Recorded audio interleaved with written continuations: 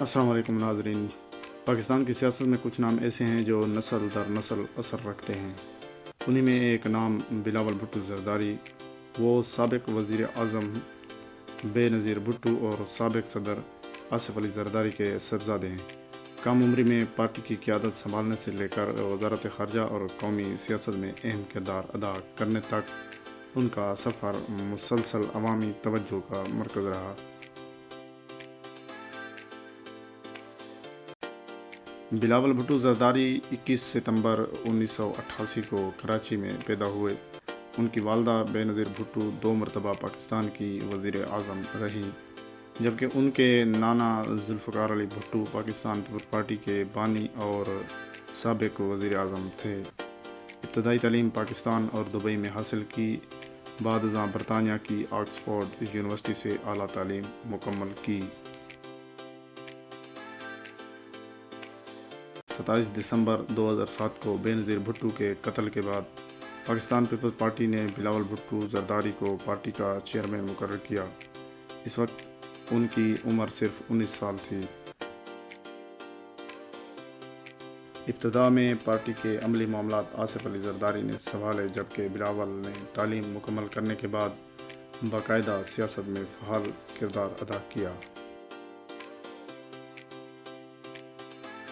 2018 کے عام انتخابات میں بلاول بھٹو قومی اسمبلی کے رکن منتخب ہوئے۔ پارلیمنٹ میں انہوں نے حکومت پر تنقید بھی کی اور جمہوریت، انسانی حقوق اور آئینی معاملات پر اپنے موقف کا اظہار بھی کیا۔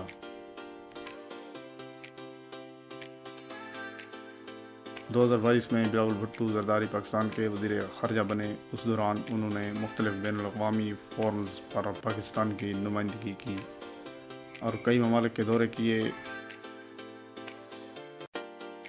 ان کے حامی اسے سفارتی کامیابی قرار دیتے ہیں، جبکہ ناقدین ان کی کارکردگی پر مختلف سوالات اٹھاتے ہیں۔ 2024 کے عام انتخابات کے بعد بلاول دوبارہ قومی اسمبلی کے رکن منتخب ہوئے اور پاکستان پیپلز پارٹی کی قیادت جاری رکھی۔ وہ قومی سیاست میں اپنی جماعت کے اہم ترین رہنماؤں میں شمار ہوتے ہیں۔ بلاول بھٹو زرداری کو اکثر خاندانی سیاست، پارٹی کی کارکردگی اور سندھ حکومت سے متعلق تنقید کا سامنا رہتا ہے۔